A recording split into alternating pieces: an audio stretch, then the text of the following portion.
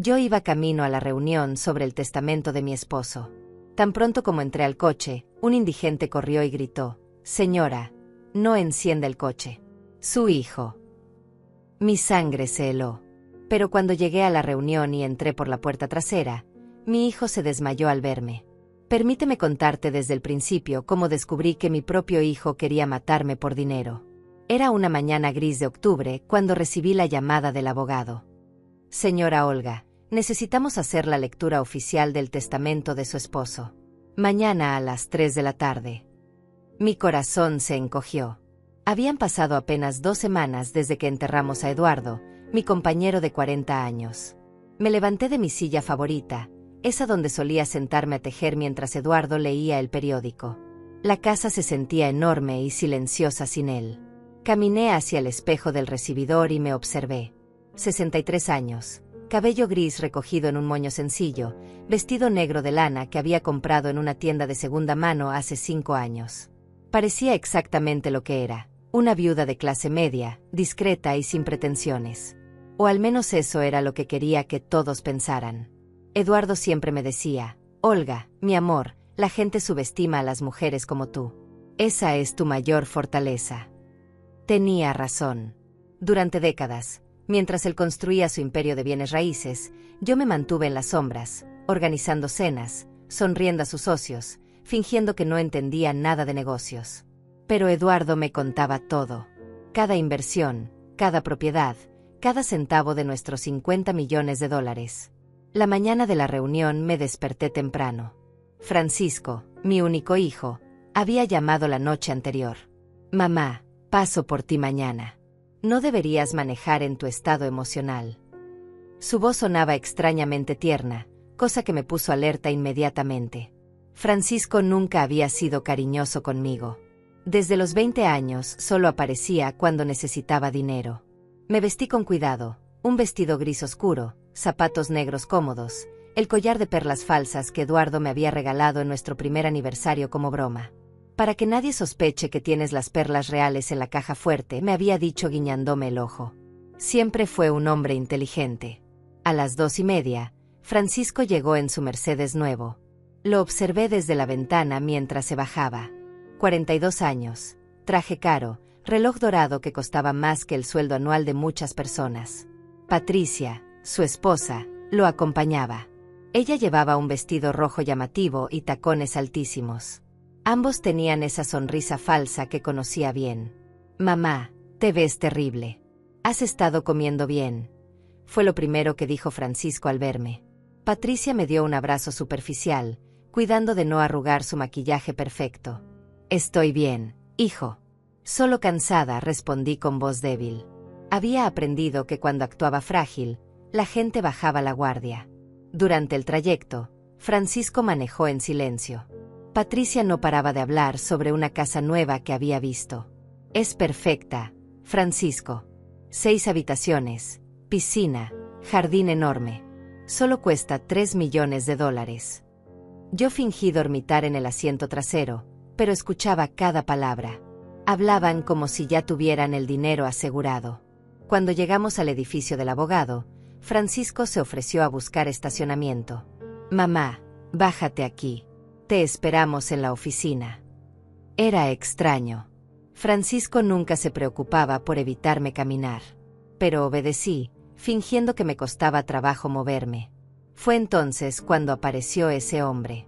Al principio pensé que era un indigente más de los que siempre había cerca del centro. Ropas sucias, barba descuidada, gorra vieja.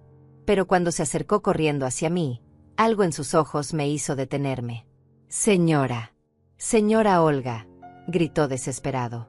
«No se suba a ese coche. Su hijo manipuló los frenos. Quiere que tenga un accidente». El mundo se detuvo. Mi corazón empezó a latir tan fuerte que pensé que me daría un infarto ahí mismo. Miré al hombre a los ojos y vi algo que me tranquilizó. Verdad pura.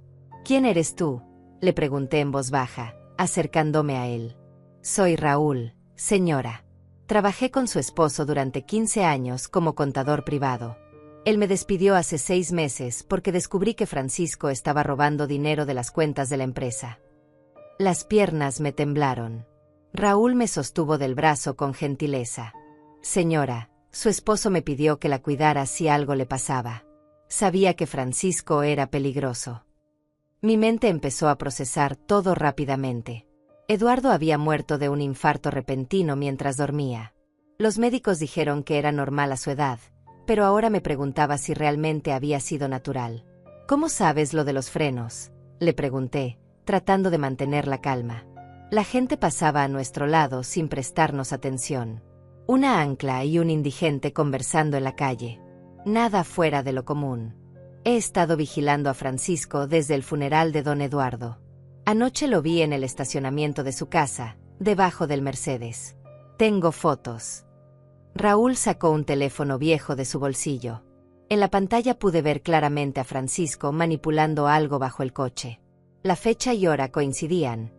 Ayer a las 11 de la noche. Mi sangre se convirtió en hielo. Mi propio hijo había planeado matarme para quedarse con la herencia. Pero Francisco no sabía algo muy importante. Eduardo había cambiado su testamento 3 días antes de morir. Yo era la única que lo sabía, junto con Armando, nuestro abogado privado. Raúl, necesito que me hagas un favor, le dije, mi voz recuperando la firmeza que había perdido desde la muerte de Eduardo. Ve a esta dirección. Le entregué una tarjeta. Pregunta por Armando Herrera. Dile que Olga dice que es hora de ejecutar el Plan Aurora. Los ojos de Raúl se iluminaron. ¿Plan Aurora? Don Eduardo me mencionó ese nombre una vez. Exacto. Eduardo sabía que esto podía pasar. Armando tiene todo preparado. Le di $100 que llevaba en mi bolso. Cámbiate de ropa, afeítate, y en 2 horas presentate en el bufete como contador independiente. Necesitaremos testigos de lo que va a pasar. Raúl asintió y se alejó rápidamente. Yo me quedé parada en la acera, fingiendo estar confundida. Mi mente trabajaba a toda velocidad. Francisco creía que me había tendido la trampa perfecta. Su madre moriría en un accidente de tráfico justo antes de la lectura del testamento, dejándolo como único heredero. Pero mi hijo no era tan inteligente como creía. Saqué mi teléfono y marqué un número que sabía de memoria. ¿Armando? Soy Olga. Francisco intentó matarme hoy. Es hora de que él conozca las consecuencias de subestimar a su madre. ¿Estás bien, Olga? La voz del abogado sonaba preocupada. Armando había sido amigo de Eduardo desde la universidad. Era la única persona, además de mi esposo, que conocía mi verdadera personalidad. Estoy perfecta. Y lista para darle a Francisco el espectáculo de su vida. Colgué y caminé hacia la entrada del edificio. Sabía exactamente qué hacer. Subí al elevador y me dirigí a la oficina del abogado oficial, no a la de Armando. Francisco y Patricia ya estaban ahí, sentados con aire triunfal. Al verme entrar, Francisco se puso de pie con una sonrisa que no llegaba a sus ojos. Mamá, pensé que habías cambiado de opinión. Te tardaste mucho. Su voz tenía un tono extraño, casi decepcionado. Solo estaba nerviosa, hijo. Ya sabes cómo me pongo con estas cosas legales. Me senté en la silla que Patricia me ofreció, actuando como la viuda frágil que esperaban ver. El abogado, un hombre mayor llamado Tomás, comenzó a leer el testamento oficial. Como esperaba, Francisco era mencionado como beneficiario principal de una cuenta que contenía $5 millones. Su cara se iluminó. Patricia apretó su mano, conteniendo la emoción. Sin embargo, continuó Tomás, existe una cláusula especial. Si doña Olga muere dentro de los primeros 6 meses después de su esposo, toda la herencia pasa automáticamente a una fundación benéfica. La sonrisa de Francisco se congeló. ¿Qué significa eso? Significa que tu padre no era tonto, Francisco, dije con voz suave, pero mis ojos se habían endurecido. Eduardo sabía exactamente qué tipo de hijo había criado. Patricia se puso pálida. No entiendo. ¿Por qué pondría una cláusula así? Me levanté lentamente de mi silla, y por primera vez en semanas, dejé caer la actuación de anciana frágil. Mi espalda se enderezó, mi voz recuperó su tono firme. Porque Eduardo sabía que si yo moría de forma accidental, justo después que él, tú serías el responsable, Francisco. El silencio en la oficina era ensordecedor. Francisco me miraba como si hubiera visto un fantasma. Mamá, ¿de qué hablas? Hablo de los frenos de tu Mercedes, querido hijo. Hablo de tu pequeño trabajito de anoche en el estacionamiento. Saqué mi teléfono y les mostré las fotos que Raúl había tomado. ¿Creías que nadie te vio? Francisco se puso de pie bruscamente, tirando su silla. Eso es imposible. Nadie sabía. Nadie sabía qué, Francisco. Mi voz era ahora fría como el hielo. Nadie sabía que planeabas matarme para heredar más rápido. Patricia empezó a llorar, pero no eran lágrimas de tristeza. Eran lágrimas de pánico puro. Francisco, dijiste que era infalible. Dijiste que nadie sospecharía. Cállate, le gritó Francisco, perdiendo completamente la compostura. Se dirigió hacia mí con furia en los ojos. ¿Sabes qué, mamá? Tienes razón. Quería que te murieras. Estoy cansado de esperar a que una vieja inútil como tú decida qué hacer con el dinero de papá. Tomás había presionado discretamente un botón bajo su escritorio. En segundos, 2 policías entraron a la oficina. Pero yo no había terminado mi espectáculo. Francisco, mi querido hijo, dije con una sonrisa que hubiera asustado al mismo diablo, hay algo más que no sabes sobre la herencia de tu padre. Francisco me miraba con una mezcla de odio y confusión que me resultaba casi divertida. Durante 42 años había subestimado a su madre, y ahora estaba a punto de pagar el precio de su arrogancia. ¿Qué más podría haber?, preguntó con voz temblorosa, mientras los policías se mantenían alerta pero sin intervenir aún. Tomás les había explicado que esto era parte de un procedimiento legal. Me acerqué a la ventana y miré hacia la calle. Desde el piso 12 podía ver el edificio donde Armando tenía su oficina. Sabía que en este momento él estaba preparando la segunda fase de nuestro plan. Eduardo siempre decía que la mejor venganza era aquella que el enemigo nunca veía venir. Francisco, ¿realmente creías que tu padre construyó un imperio de $50 millones siendo ingenuo? Me di la vuelta para enfrentarlo. ¿Pensabas que un hombre que empezó vendiendo casas usadas y terminó siendo dueño de medio distrito comercial de la ciudad no sabría proteger a su esposa de un hijo codicioso?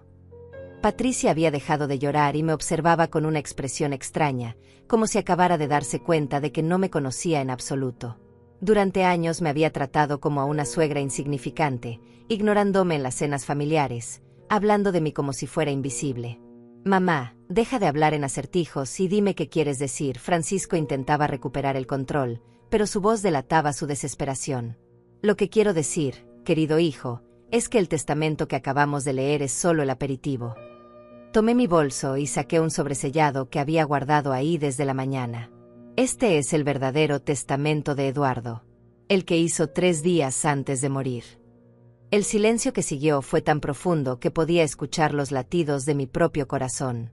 Francisco y Patricia se miraron, y por primera vez vi miedo real en sus ojos.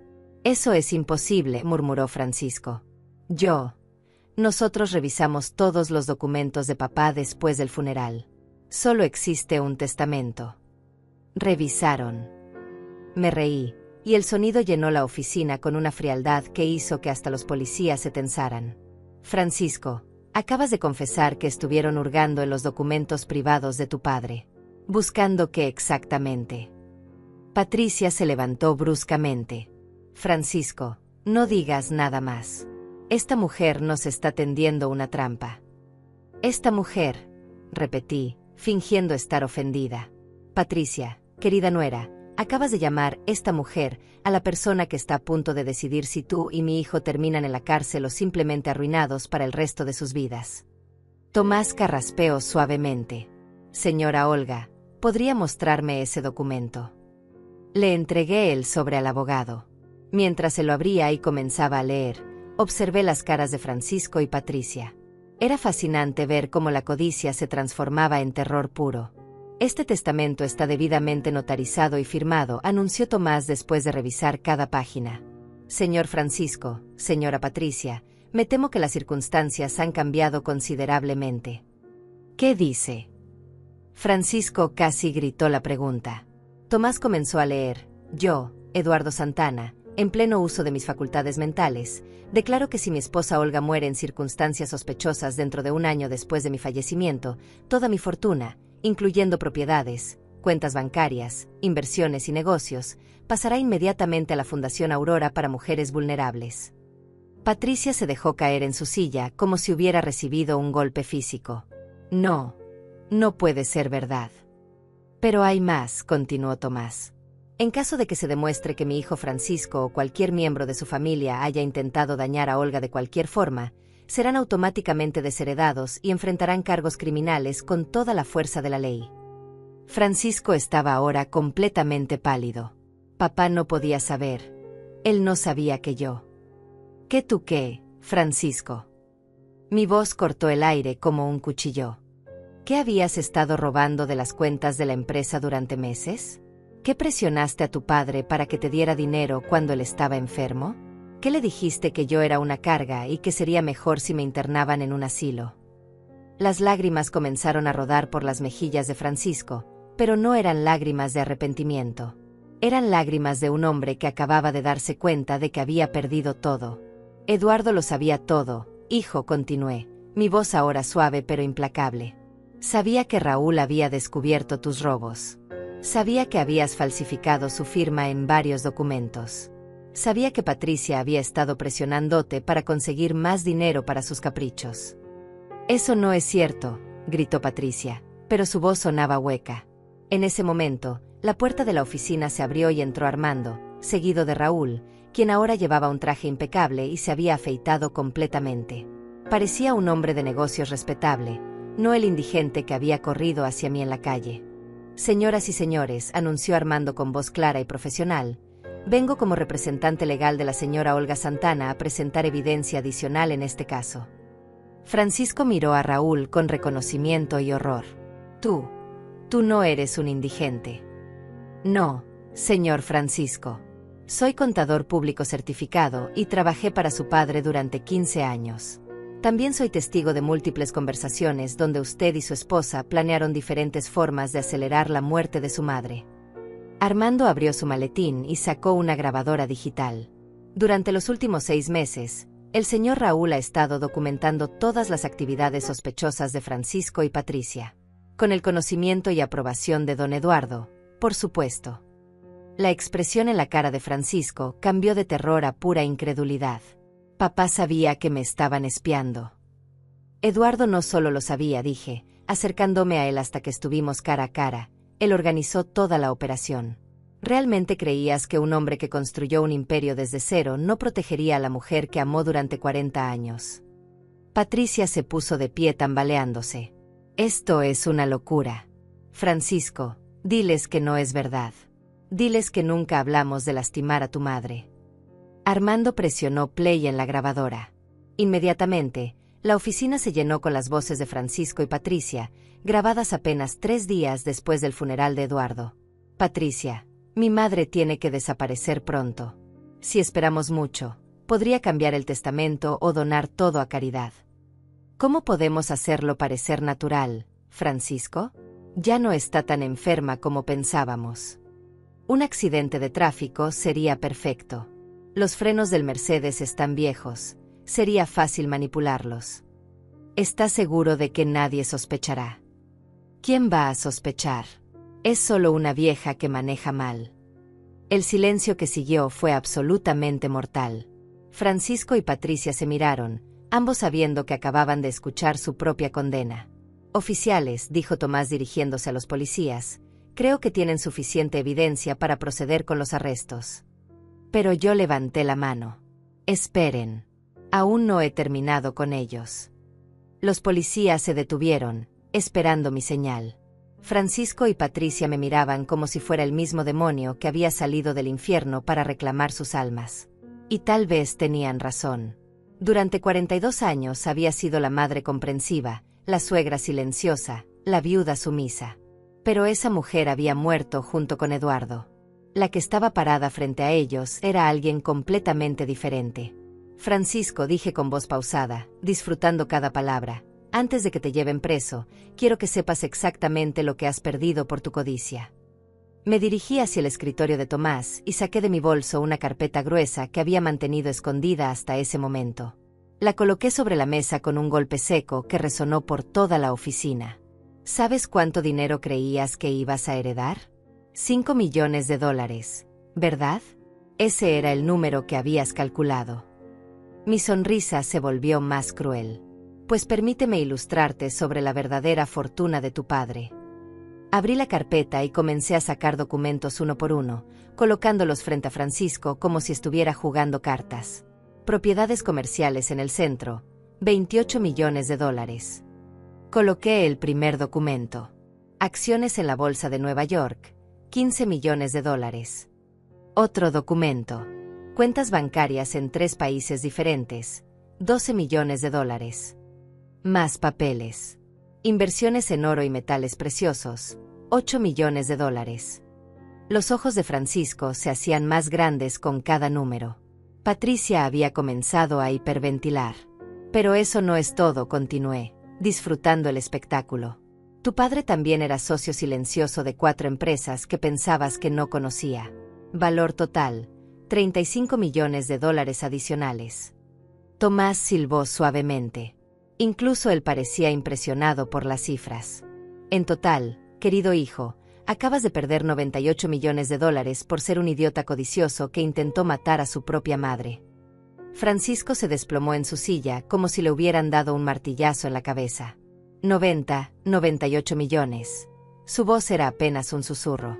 Eso es imposible, gritó Patricia, levantándose de un salto. Vivían como gente de clase media. Ese vestido que llevas puesto ni siquiera vale 100 dólares. Me reí con genuina diversión. Patricia, mi querida, no era tonta. ¿Realmente creías que la gente verdaderamente rica anda presumiendo su dinero? ¿Pensabas que íbamos a usar vestidos de diamantes y conducir carros dorados para que perezaíds como tú supieran exactamente cuánto teníamos? Me acerqué a ella hasta que estuvimos cara a cara. Eduardo y yo aprendimos hace mucho tiempo que la discreción es la mejor protección. Mientras tú gastabas dinero prestado en ropa cara y carros llamativos para impresionar a desconocidos, nosotros construíamos un imperio en silencio. Armando intervino, sacando más documentos de su maletín. Señora Patricia, también tengo aquí los registros de sus gastos de los últimos 2 años. 30,000 dólares en ropa, 15,000 en joyas, 20,000 en tratamientos de belleza, 40,000 en viajes. La miró con disgusto. Todo pagado con dinero que Francisco robaba de las cuentas de la empresa de su padre. Yo no sabía que estaba robando, mintió Patricia desesperadamente. Raúl sonrió y sacó su grabadora personal. Señora, tengo aquí una conversación de hace 3 meses donde usted le dice textualmente a Francisco: no me importa de dónde saques el dinero, pero necesito esos 50,000 dólares para el viaje a Europa antes de que tu padre se muera y perdamos el acceso a las cuentas. Patricia se tambaleó como si hubiera recibido una bofetada. Francisco la miraba con una expresión de traición absoluta. 50,000 dólares para un viaje. Francisco se puso de pie, dirigiendo su furia hacia su esposa. Me dijiste que eran 20,000. Francisco, yo. Patricia tartamudea, dándose cuenta de que acababa de ser expuesta. Me mentiste. Me hiciste robar dinero extra de mi padre para financiar tus lujos secretos. Francisco estaba ahora completamente fuera de control. Por tu culpa perdí 98 millones de dólares. Yo observaba el espectáculo con satisfacción. Nada me daba más placer que ver a 2 criminales volverse uno contra el otro cuando la presión aumentaba. Francisco, dije, interrumpiendo su pelea matrimonial, no perdiste 98 millones de dólares por culpa de Patricia. Los perdiste porque eres exactamente el tipo de hijo que Eduardo sabía que eras. Un hombre sin honor, sin valores y sin amor verdadero por su familia. Me dirigí hacia la ventana nuevamente, mirando la ciudad que Eduardo había ayudado a construir con sus inversiones y desarrollos. ¿Sabes qué es lo más triste de todo esto, Francisco? Tu padre te habría dejado todo voluntariamente si hubieras sido un hijo decente. Cada día después de tu última visita, Eduardo me decía: Olga, espero que Francisco madure antes de que sea demasiado tarde. Quiero dejarle todo, pero no puedo permitir que destruya todo lo que hemos construido. Me volteé para mirarlo a los ojos. Eduardo pasó los últimos 6 meses de su vida esperando que me llamaras, que lo visitaras sin pedir dinero, que mostraras aunque fuera una pizca de amor genuino por tu familia. Pero nunca lo hiciste. Las lágrimas ahora corrían libremente por el rostro de Francisco, pero yo no sentía ni una gota de compasión. En lugar de eso, continué inexorablemente, conspirabas con tu esposa sobre cuándo sería más conveniente que nos muriéramos para que pudieras heredar más rápido. Armando se aclaró la garganta. Señora Olga, hay una cosa más que debemos revelar antes de que los oficiales se lleven a los acusados. Asentí. Era hora de la revelación final, el golpe que rompería completamente el espíritu de Francisco. Francisco, dijo Armando con voz solemne, tu padre no murió de un infarto natural. El silencio que siguió fue tan completo que podía escuchar el tráfico de la calle 12 pisos abajo. ¿Qué quieres decir? Francisco parecía estar perdiendo la capacidad de formar palabras coherentes. Lo que quiero decir, explicó Armando, es que tu padre sabía que su corazón estaba fallando. Los médicos le habían dado 6 meses de vida máximo. Él eligió el momento y la forma de su muerte para proteger a tu madre de lo que sabía que ustedes harían. Patricia se aferró al respaldo de una silla para no caerse. ¿Estás diciendo que Eduardo se suicidó? Estoy diciendo que Eduardo eligió morir con dignidad en sus propios términos, en lugar de sufrir una muerte lenta mientras ustedes esperaban como buitres, respondió Armando fríamente. Francisco se puso de pie tambaleándose. Eso es mentira. Mi padre nunca haría algo así. Tu padre hizo exactamente lo que cualquier hombre honorable habría hecho, intervine yo. Protegió a su esposa y se aseguró de que su fortuna fuera a personas que la merecían, no a criminales que planeaban asesinatos. Saqué la última carta de mi manga, una carta manuscrita de Eduardo, dirigida a Francisco. Tu padre te dejó esto, dije, extendiéndole la carta. Las últimas palabras que tendrás de él. Con manos temblorosas, Francisco tomó la carta y comenzó a leer en voz alta. Francisco, si estás leyendo esto, significa que has demostrado ser exactamente el hijo que temía que fueras. He muerto sabiendo que intentarías lastimar a tu madre por dinero. No hay dolor más grande para un padre que darse cuenta de que fracasó completamente en enseñarle valores a su hijo. Que Dios perdone tus pecados, porque yo no puedo. Eduardo. Francisco dejó caer la carta como si quemara. Se desplomó de rodillas en el suelo de la oficina, finalmente comprendiendo la magnitud completa de lo que había perdido.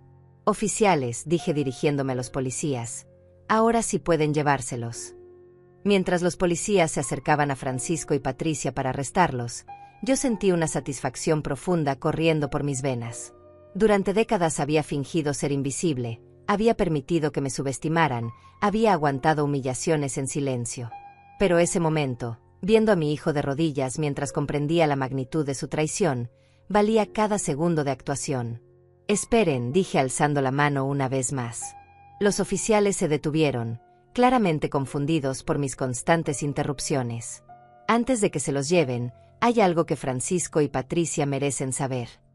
Me acerqué a mi hijo, que seguía arrodillado en el suelo, sosteniendo la carta de su padre con manos temblorosas. Su rostro era una máscara de devastación absoluta. Francisco, levántate, le ordené con voz firme. Quiero que me mires a los ojos cuando te diga lo que realmente pienso de ti.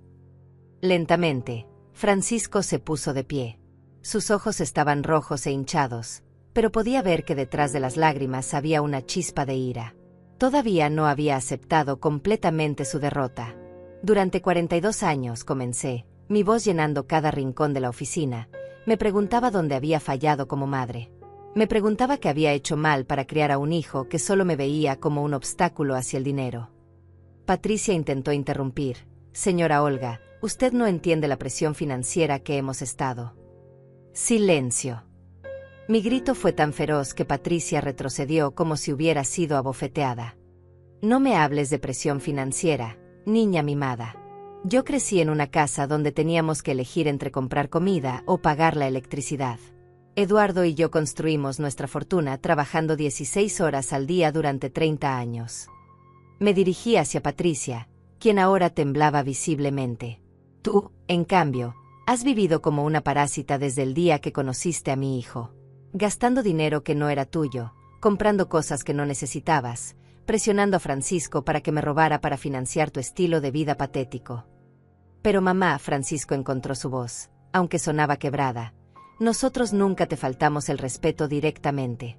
Nunca te dijimos cosas horribles en tu cara. Mi risa fue tan fría que hasta Armando se estremeció. ¿No me faltaron el respeto directamente? Francisco, ¿realmente crees que soy tan estúpida? Caminé hacia mi bolso y saqué otra grabadora, esta más pequeña que la de Raúl. Esta grabadora ha estado en mi bolso durante cada visita familiar de los últimos 2 años. Cada cena de Navidad, cada cumpleaños, cada ocasión en la que ustedes creían que estaba en la cocina o en el baño. El color desapareció completamente del rostro de Francisco. Patricia se aferró a su brazo como si fuera un salvavidas en un mar tormentoso. ¿Quieren escuchar lo que realmente piensan de mí? Presioné play, y la oficina se llenó con las voces de Francisco y Patricia durante la última cena de Navidad. Patricia, mira cómo come mi madre. Parece un animal. Y esa ropa horrible que usa. Me da vergüenza que la gente sepa que es mi suegra. Lo peor es cuando cuenta sus historias aburridas de cuando era joven. Quiero decirle que se calle, pero necesitamos mantenerla contenta hasta que papá muera. Francisco, ¿crees que si le ponemos algo en su comida podríamos acelerar las cosas? Algo que parezca natural. Patricia, eres genial. Una pequeña dosis de sus propias pastillas para la presión podría funcionar. Detuve la grabación. El silencio en la oficina era ensordecedor. Francisco había palidecido tanto que pensé que se desmayaría. Patricia estaba llorando, pero ya no eran lágrimas de pánico. Eran lágrimas de vergüenza pura. Esa conversación fue en diciembre pasado, dije con voz tranquila. 3 semanas antes de que Eduardo muriera. ¿Saben qué hice esa noche cuando llegué a casa? Nadie respondió. Todos estaban demasiado impactados para hablar. Le mostré la grabación a Eduardo. Fue la primera vez en 40 años de matrimonio que vi a mi esposo llorar. Mi voz se quebró ligeramente, pero me recompuse rápidamente.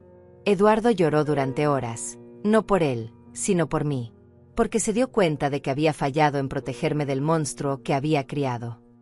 Francisco intentó acercarse a mí. Mamá, yo no quise decir. No te atrevas. Le grité con una furia que había estado conteniendo durante años. No te atrevas a decirme que no querías decir esas cosas. Las dijiste. Las pensaste. Y además conspiraron para envenenarme. Tomás intervino suavemente. Señora Olga, está diciendo que planearon envenenarla. No solo lo planearon, respondí, recuperando mi compostura, lo intentaron. Raúl, muéstrales los resultados del laboratorio. Raúl sacó de su maletín una carpeta médica. Durante los últimos 4 meses, doña Olga ha estado sintiendo mareos y náuseas después de cada visita familiar. Por orden de don Eduardo, llevamos muestras de su sangre para análisis. Abrió la carpeta y leyó. Los resultados muestran niveles consistentemente elevados de digitalis, un componente de los medicamentos para la presión arterial. Los niveles eran lo suficientemente altos para causar síntomas, pero no lo suficiente para ser letales inmediatamente. Patricia se desplomó en su silla, finalmente comprendiendo que habían sido descubiertos en cada paso de su plan. ¿Lo ven? Continué, dirigiéndome ahora a todos en la habitación. No solo planeaban matarme con un accidente de coche. Durante meses estuvieron envenenándome lentamente, esperando que pareciera que mi corazón había fallado naturalmente, como el de Eduardo. Francisco negó con la cabeza desesperadamente. No, no, no. Eso no es verdad. Yo nunca pondría veneno en tu comida. Pero Patricia sí. Armando abrió otra carpeta. Tenemos video de la cámara oculta que instalamos en la cocina de doña Olga. Patricia, aquí está claramente poniendo pastillas trituradas en el jugo de naranja que usted tomaba cada mañana después de sus visitas. Mostró una tablet con el video. En la pantalla se podía ver claramente a Patricia en mi cocina, triturando pastillas y vertiéndolas en un vaso de jugo. La fecha y hora mostraban que había sido durante su última visita, apenas una semana después del funeral de Eduardo. Francisco miró a su esposa con una expresión de horror absoluto. Patricia, ¿cómo pudiste hacer eso? ¿Cómo pudiste envenenar a mi madre? Tú me lo pediste, gritó Patricia desesperadamente. Tú dijiste que necesitábamos acelerar las cosas. Tú dijiste que si esperábamos mucho tiempo, ella podría cambiar el testamento. Yo nunca te dije que la envenenarás. Francisco se alejó de ella como si tuviera una enfermedad contagiosa. Sí lo hiciste. La noche después del funeral me dijiste que buscaría la forma de hacer que pareciera natural. Observé su pelea con Fasenachen. Era hermoso ver cómo se destruían mutuamente cuando la presión se volvía insoportable. «Basta ya», grité, callando a ambos. «No me importa cuál de ustedes tuvo la idea original. Los dos son igualmente culpables. Los dos conspiraron para asesinarme. Los dos fallaron miserablemente». Me dirigí hacia la ventana una última vez, observando la ciudad que pronto sería muy diferente para mí. «Francisco, Patricia», dije sin voltearme, «quiero que sepan algo más antes de que se los lleven a la cárcel. El dinero que han perdido, los 98 millones de dólares, no va a desaparecer». Me di la vuelta para enfrentarlos. «Va a ir a la Fundación Aurora, como Eduardo planeó. Pero yo voy a dirigir esa fundación personalmente». Patricia se puso de pie con dificultad. «¿Qué tipo de fundación?» «Una fundación que ayuda a mujeres mayores que han sido abusadas, estafadas o maltratadas por sus propias familias», respondí con una sonrisa que podría haber congelado el infierno. «Mujeres como yo, que fueron subestimadas y traicionadas por las personas que más amaban». Francisco parecía estar procesando lentamente las implicaciones de lo que acababa de decir. «Cada caso que ayudemos», continué, «cada mujer que salvemos, cada familia que protejamos del abuso financiero, será un recordatorio viviente de lo que ustedes intentaron hacerme». Me acerqué a Francisco hasta que estuvimos cara a cara por última vez. «Tu nombre, Francisco Santana, va a ser sinónimo de traición familiar en esta ciudad. Cada vez que alguien escuche tu historia, va a abrazar a sus padres un poco más fuerte y va a valorar a sus familias un poco más. Mamá, por favor». Francisco intentó una última súplica.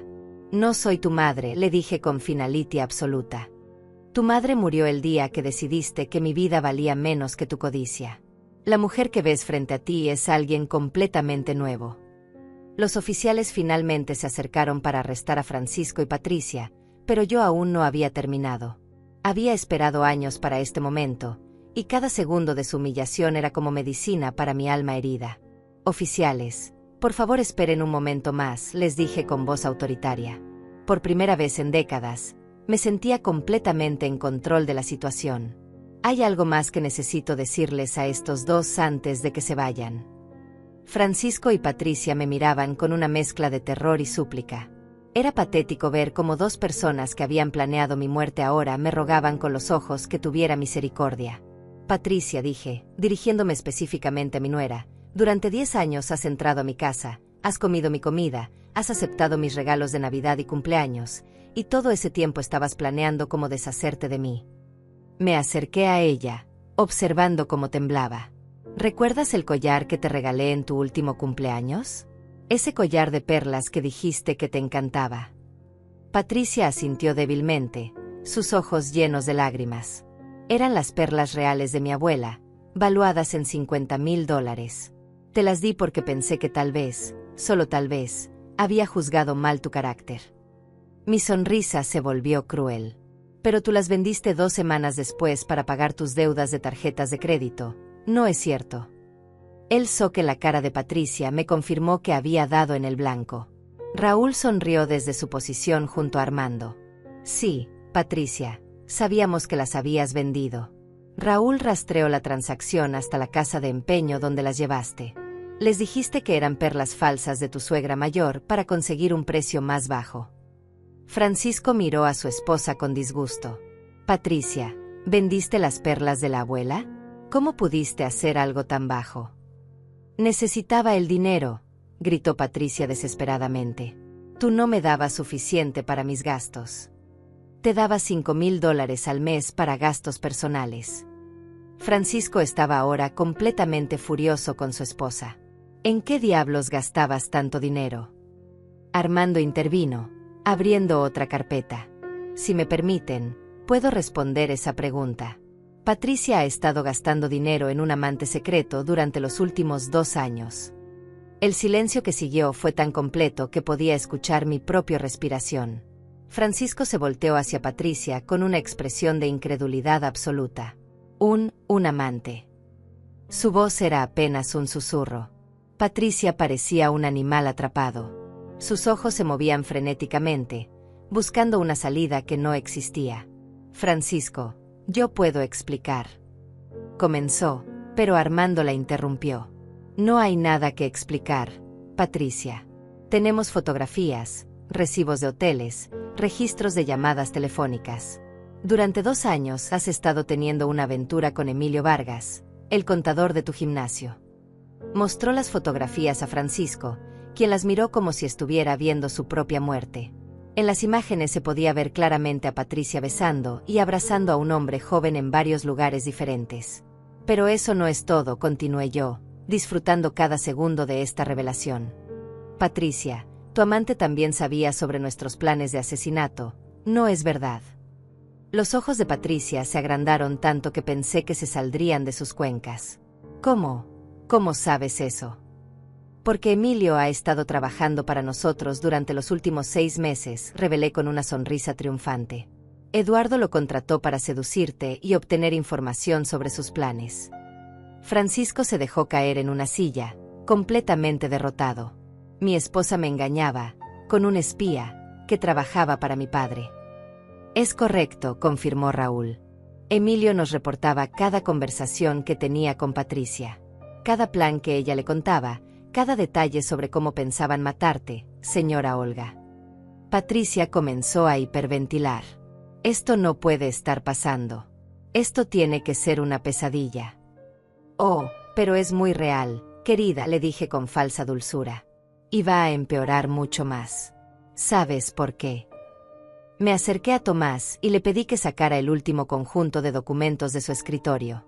Porque, Patricia, mi querida nuera traidora, resulta que durante estos 2 años de tu aventura amorosa, también has estado cometiendo fraude de identidad. Tomás leyó de los documentos. Patricia Morales ha estado usando la identidad de su suegra para solicitar préstamos por un total de $200,000. También ha falsificado la firma de Olga Santana en múltiples documentos legales. Francisco alzó la vista, su rostro una máscara de horror total. Patricia, robaste la identidad de mi madre.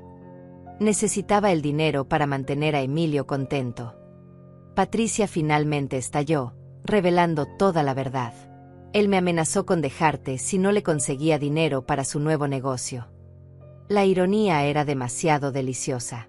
Patricia había estado siendo extorsionada por el mismo hombre que Eduardo había contratado para espiarla. Así que resumí con satisfacción, no solo planeaste asesinarme y envenenarme, sino que también robaste mi identidad, vendiste mis joyas familiares, engañaste a mi hijo, y fuiste extorsionada por un espía que trabajaba para nosotros todo el tiempo. Patricia se desplomó completamente, llorando de forma incontrolable. Francisco la miraba como si fuera una extraña completa. Mamá, Francisco me dijo con voz quebrada, yo no sabía nada sobre el amante, ni sobre el robo de identidad, ni sobre la venta de las perlas. Tienes que creerme. Me reí con amargura. Francisco, ¿realmente esperas que crea que no sabías nada? Un hombre que revisaba obsesivamente cada gasto de su esposa no se dio cuenta de que ella tenía $200,000 extra para gastar. Armando sacó más documentos. De hecho, Francisco, tenemos evidencia de que sí sabía sobre al menos algunos de los fraudes. Aquí hay un email tuyo a Patricia donde le preguntas, ¿conseguiste el dinero de las cuentas de mamá como planeamos? Francisco negó con la cabeza desesperadamente. Ese email no es real. Yo nunca escribí eso. Francisco, intervino Raúl, el email fue enviado desde tu computadora personal, con tu dirección IP, y tiene tus huellas digitales en el teclado donde lo escribiste. La cara de Francisco se descompuso completamente. Se dio cuenta de que cada escape posible había sido cerrado, cada mentira había sido anticipada y desmentida. Señora Olga, dijo Tomás suavemente, creo que es hora de dejar que la justicia siga su curso. Asentí, sintiéndome finalmente satisfecha. Oficiales, pueden llevárselos ahora. Mientras los policías se acercaban con las esposas, Francisco hizo un último intento desesperado. Mamá, por favor. Soy tu único hijo. No puedes hacer esto. La familia es lo más importante. Me detuve y me volteé hacia él una última vez. Francisco, tienes razón. La familia es lo más importante. Por eso mismo es que lo que hicieron es imperdonable. Mi voz se volvió fría como el hielo. Eduardo y yo te dimos vida, te dimos amor, te dimos educación, te dimos oportunidades. Y tú nos pagaste con traición, robo y un intento de asesinato. Me acerqué a él mientras los oficiales le ponían las esposas. Así que no, Francisco. No eres mi familia. Mi familia murió cuando decidiste que mi vida valía menos que el dinero. Patricia también estaba siendo arrestada, llorando y gritando sobre su inocencia, pero nadie le prestaba atención. Una cosa más, les dije mientras los oficiales los llevaban hacia la puerta. Quiero que sepan que van a ser famosos. Ambos se detuvieron y me miraron con confusión. La Fundación Aurora va a usar su caso como ejemplo en todas nuestras campañas de concienciación. Su historia va a ser contada en conferencias, documentales y artículos de periódico como el ejemplo perfecto de cómo los hijos codiciosos traicionan a sus padres mayores. Los ojos de Francisco se llenaron de una nueva clase de horror. No, mamá, por favor, no hagas eso. Nuestro nombre, nuestra reputación. Su reputación, lo corregí, ya no existe. Y van a pasar el resto de sus vidas sabiendo que cada persona en esta ciudad conoce exactamente qué tipo de monstruos son. Mientras los oficiales finalmente se los llevaban, Francisco gritó una última vez. Te arrepentirás de esto. Soy tu sangre. No, respondí con voz firme y final. Mi sangre murió hace mucho tiempo. Lo que se están llevando son solo dos criminales que cometieron el error de subestimar a la mujer equivocada. El silencio que siguió después de que se llevaran a Francisco y Patricia era casi sagrado. Por primera vez en meses, podía respirar libremente. El peso de la traición, de la amenaza constante, de la actuación diaria había desaparecido de mis hombros como una carga que finalmente había sido liberada. Armando, Raúl y Tomás me observaban con una mezcla de admiración y respeto que nunca antes había visto en los ojos de nadie. Durante décadas había sido invisible, subestimada, ignorada. Pero en esta oficina, en este momento, finalmente era vista como lo que realmente era, una mujer inteligente, fuerte y absolutamente implacable cuando era necesario. Señora Olga, dijo Tomás con voz suave, en 30 años de ejercer como abogado, nunca había visto una planificación tan meticulosa para exponer criminales familiares. Me acerqué a la ventana y miré hacia la calle donde Francisco y Patricia acababan de ser metidos en los coches de la policía. Una parte muy pequeña de mí, la parte que todavía recordaba amamantar a Francisco cuando era bebé, sintió una punzada de dolor. Pero esa parte fue rápidamente silenciada por la memoria de todas sus traiciones. Eduardo y yo sabíamos que este día llegaría, dije sin voltearme. Francisco mostró signos de avaricia desde adolescente. Cuando tenía 16 años, robó $500 de mi bolso para impresionar a una chica. Cuando lo confrontamos, no mostró remordimiento, solo enojo por haber sido descubierto. Me volteé hacia los tres hombres. Esa fue la primera vez que Eduardo me dijo, Olga, nuestro hijo tiene algo roto por dentro. Esperemos que pueda repararse con tiempo y madurez. Raúl se aclaró la garganta. Señora, don Eduardo me contó sobre muchos incidentes a lo largo de los años. El robo de las tarjetas de crédito cuando Francisco tenía 22. El intento de falsificar cheques cuando tenía 25. La vez que intentó vender acciones de la empresa sin autorización cuando tenía 30. Armando asintió gravemente. Eduardo siempre esperaba que Francisco cambiara. Por eso siguió ayudándolo financieramente, esperando que la generosidad despertara gratitud y amor genuino. Pero solo consiguió criar a un monstruo más sofisticado, agregué con amargura. Cada vez que Eduardo le daba dinero, Francisco lo veía como debilidad. Cada vez que lo perdonaba, Francisco lo interpretaba como estupidez. Caminé hacia el escritorio de Tomás y tomé los documentos de la Fundación Aurora. Sentir el peso de esos papeles en mis manos era como sostener el futuro, un futuro que Eduardo y yo habíamos diseñado cuidadosamente. Caballeros, dije con voz firme, ahora comienza la parte más importante de este plan. Francisco y Patricia van a la cárcel, pero eso es solo el comienzo. El verdadero trabajo empieza ahora. Armando abrió su maletín y sacó más documentos. La Fundación Aurora ya está legalmente establecida. Tenemos las oficinas preparadas en el centro de la ciudad, el personal inicial contratado y los primeros casos ya identificados. ¿Qué tipo de casos?, preguntó Tomás, claramente interesado en el proyecto. Mujeres mayores que están siendo estafadas por sus propias familias, expliqué, sintiendo una pasión renovada.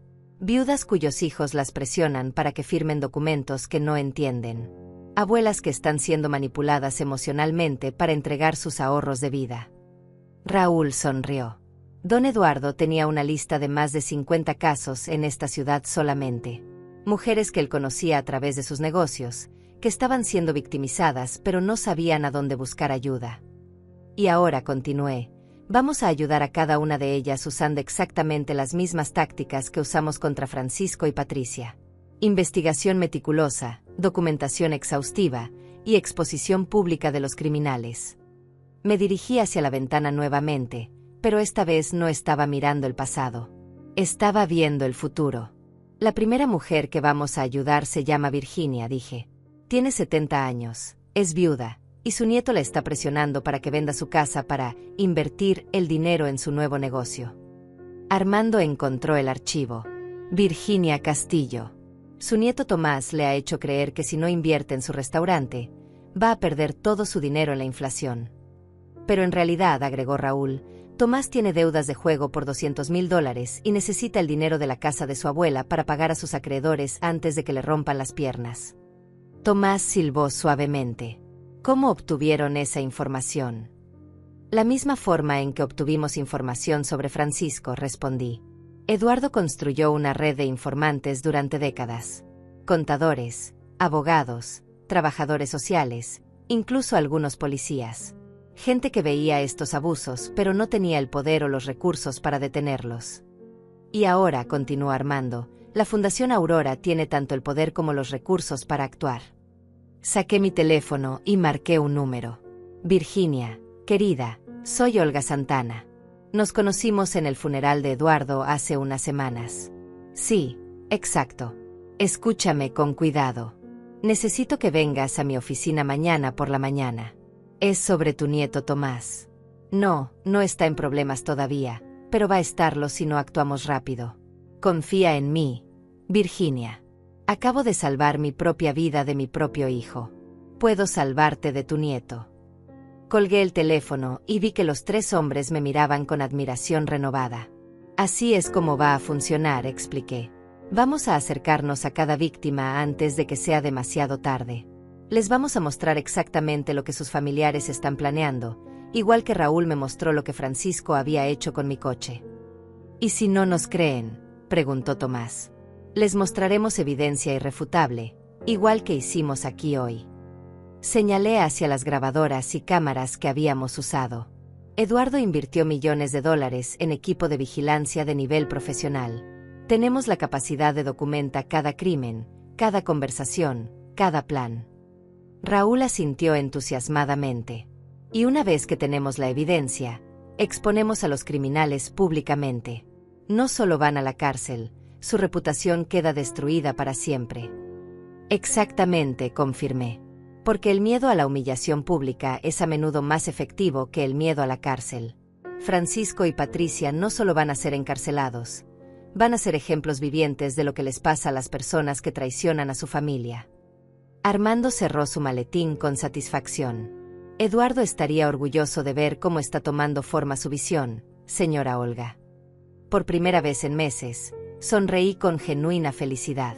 Eduardo está viendo esto, Armando. Estoy segura de eso. Me dirigí hacia la salida de la oficina, pero me detuve en la puerta y me volteé hacia los 3 hombres que habían hecho posible mi venganza. Caballeros, lo que hicimos hoy no fue solo justicia para mí. Fue el primer paso hacia la creación de algo mucho más grande. La Fundación Aurora va a cambiar la forma en que esta ciudad trata a las personas mayores. ¿Qué quiere decir?, preguntó Tomás. Quiero decir que vamos a crear un sistema donde los Francisco y Patricia del mundo sepan que hay consecuencias reales por victimizar a los ancianos. Un sistema donde las abuelas como Virginia tengan defensores poderosos que pelearán por ellas. Salí de la oficina con la cabeza en alto, sintiendo por primera vez en años que tenía un propósito verdadero. Francisco había creído que matándome obtendría 98 millones de dólares para malgastar en sus caprichos. En lugar de eso, había desatado una fuerza que protegería a miles de personas mayores por generaciones. Mientras caminaba hacia el elevador, mi teléfono sonó. Era un mensaje de texto de un número desconocido. Señora Santana, soy Sandra López. Escuché lo que pasó hoy con su hijo. Mi nuera está tratando de hacerme firmar documentos para quitarme mi casa. ¿Puede ayudarme? Sonreí y escribí de vuelta. Sandra, ven a mi oficina mañana a las 10. Vamos a asegurarnos de que tu nuera aprenda la misma lección que aprendieron mi hijo y su esposa. El trabajo de Eduardo continuaba. Y esta vez, yo estaba lista para la batalla. 3 meses habían pasado desde el arresto de Francisco y Patricia, y mi vida había cambiado de formas que nunca hubiera imaginado. La oficina de la Fundación Aurora se había convertido en mi segundo hogar, un lugar donde cada día traía nuevas historias de traición familiar, pero también nuevas oportunidades de justicia. Esa mañana de enero estaba revisando los casos más recientes cuando Armando entró a mi oficina con una expresión grave en el rostro. Olga, tenemos noticias sobre Francisco y Patricia, dijo, cerrando la puerta tras él. ¿Ya salieron bajo fianza? Pregunté sin levantar la vista de los documentos que estaba estudiando. Había estado esperando esta noticia. No exactamente. Armando se sentó frente a mi escritorio. Patricia intentó hacer un trato con la fiscalía. Está dispuesta a testificar contra Francisco a cambio de una sentencia reducida. Levanté la vista, intrigada. ¿Y qué información nueva tiene Patricia que podría interesar a los fiscales? Aparentemente, Francisco ha estado involucrado en estafas de ancianos durante años, no solo contigo. Patricia tiene evidencia de al menos 12 casos diferentes donde Francisco convenció a personas mayores de invertir en negocios falsos. Una sonrisa fría se formó en mis labios. Por supuesto que sí. Mi hijo nunca pudo limitarse a una sola víctima. Armando abrió una carpeta. Según Patricia, Francisco usaba su apellido y la reputación de Eduardo para ganar la confianza de viudas adineradas. Les prometía retornos imposibles en inversiones inmobiliarias que nunca existieron. ¿Cuánto dinero robó en total?, pregunté, aunque parte de mí ya no quería saber la respuesta. Cerca de 3 millones de dólares en los últimos 5 años, respondió Armando gravemente. 12 familias perdieron los ahorros de toda su vida por confiar en tu hijo. Me levanté de mi silla y caminé hacia la ventana que daba a la plaza principal de la ciudad. Abajo podía ver a personas mayores caminando, alimentando palomas, sentadas en bancas disfrutando del sol invernal. Cada uno de ellos podría haber sido una víctima de Francisco. ¿Sabes qué es lo más irónico de todo esto, Armando?, dije sin voltearme. Francisco robó 3 millones de dólares de desconocidos a lo largo de 5 años, pero estaba dispuesto a matarme por 98 millones que creía que heredaría instantáneamente. La avaricia nunca tiene lógica, respondió Armando. Solo tiene sed.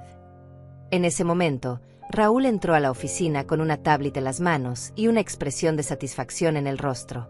Señora Olga, tiene que ver esto, dijo, mostrándome la pantalla. Acaba de salir en las noticias. En la pantalla aparecía un reportero parado frente al juzgado.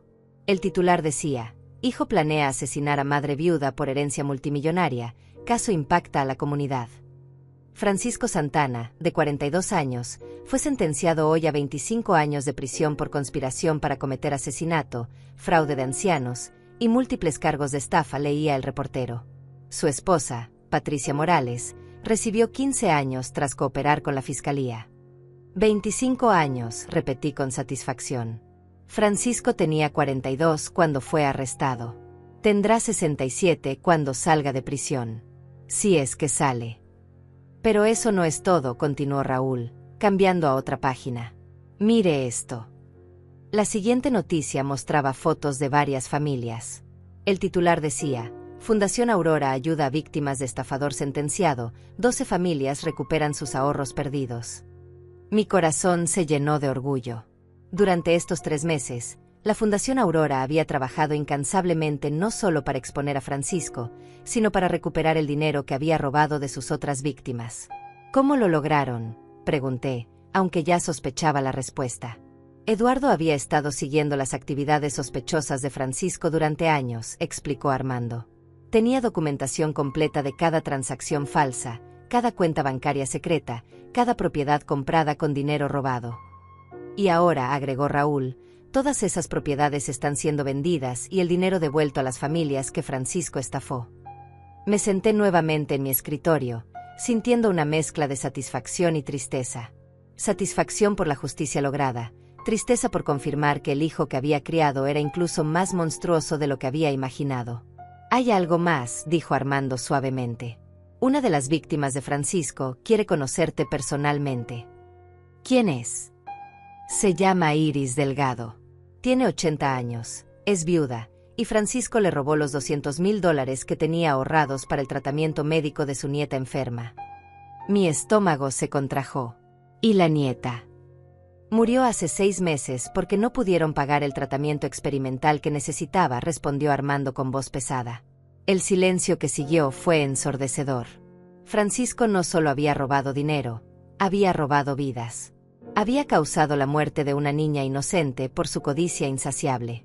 «Quiero conocer a Iris», dije finalmente. «Hoy mismo». «Ya está en camino», respondió Raúl. «Debería llegar en cualquier momento». Como si hubiera sido invocada, la secretaria tocó la puerta y anunció que la señora Delgado había llegado. Iris Delgado era una mujer pequeña con cabello blanco como la nieve y ojos que habían llorado demasiado. Cuando entró a mi oficina, pude ver inmediatamente el peso del dolor que cargaba en sus hombros encorvados. «Señora Santana», dijo con voz temblorosa, «gracias por recibirme». Me levanté y la abracé, algo que rara vez hacía con desconocidos. Pero Iris no era una desconocida, era una compañera de sufrimiento, unida a mí por las acciones de mi hijo. «Iris, querida, siéntate por favor. ¿Quieres un café, un té?» «Solo agua, por favor», respondió, sentándose con cuidado en la silla frente a mi escritorio.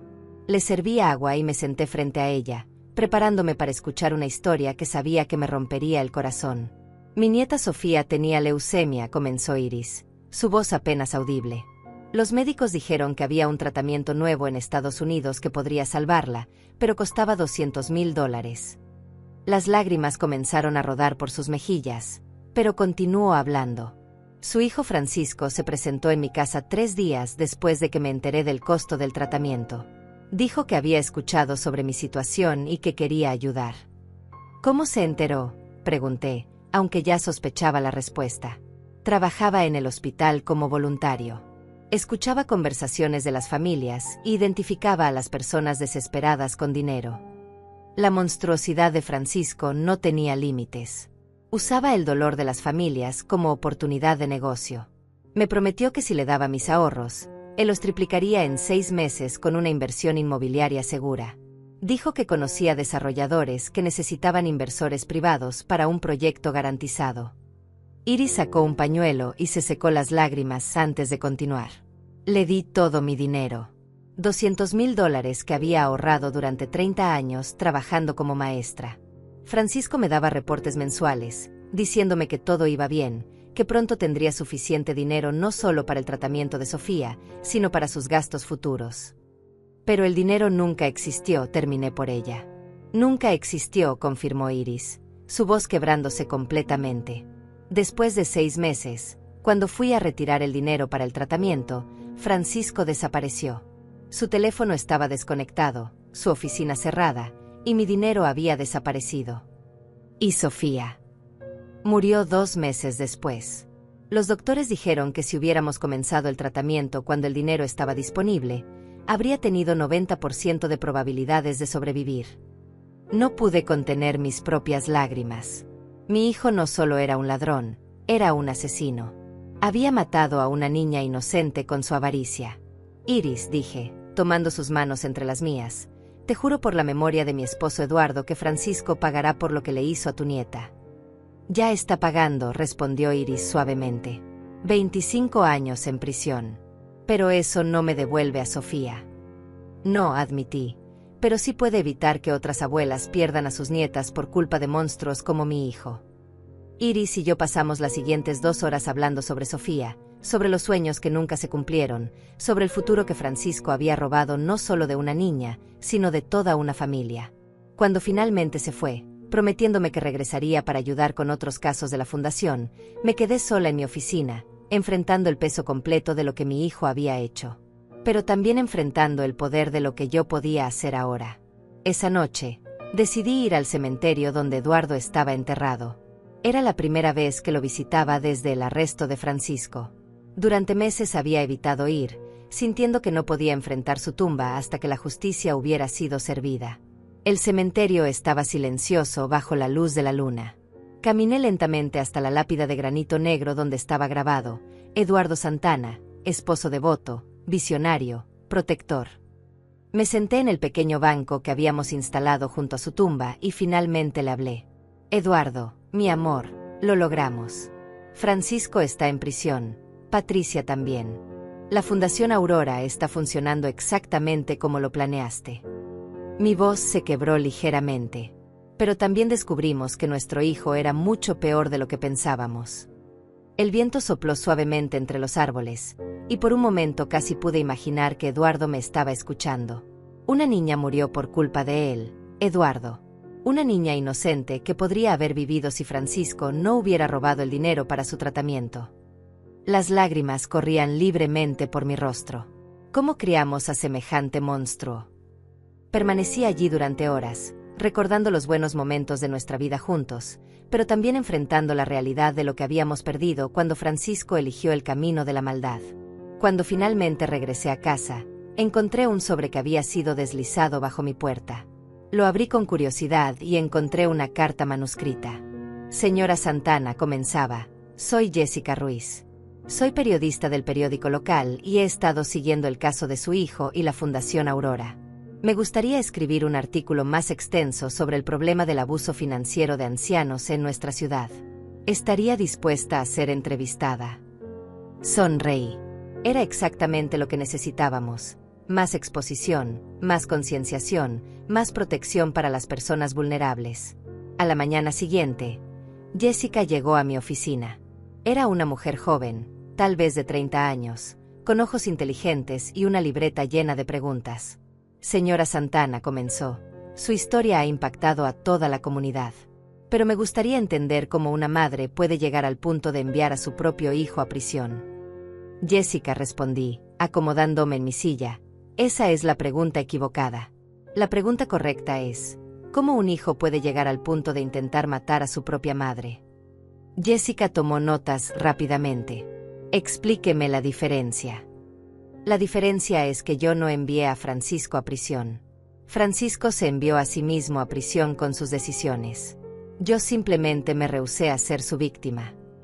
Durante la siguiente hora, le conté toda la historia, los años de robos menores, la escalada hacia crímenes más serios, el plan de asesinato y finalmente el descubrimiento de sus otras víctimas. ¿Se arrepiente de algo?, preguntó Jessica. Me arrepiento de una sola cosa, respondí sin dudar. Me arrepiento de no haber actuado más pronto. Si hubiera expuesto a Francisco años atrás, Sofía Delgado estaría viva hoy. Jessica dejó de escribir y me miró directamente a los ojos. Esa es una carga muy pesada de llevar. Es una carga que elijo llevar, respondí firmemente. Porque esa carga me da la fuerza para asegurarme de que no haya más Sofías. Hábleme sobre la Fundación Aurora. ¿Cuáles son sus planes futuros? Me levanté y caminé hacia el mapa de la ciudad que teníamos colgado en la pared, marcado con alfileres rojos que representaban casos activos de abuso financiero de ancianos. Jessica, en solo 3 meses hemos identificado más de 200 casos de abuso financiero de ancianos en nuestra ciudad. 200 familias donde los hijos, nietos, cuidadores o supuestos amigos están robando o manipulando a personas mayores. Jessica siguió mi mirada hacia el mapa. ¿200 casos? En una sola ciudad. Y esos son solo los que hemos descubierto hasta ahora, confirmé. El problema es mucho más grande de lo que la gente se imagina.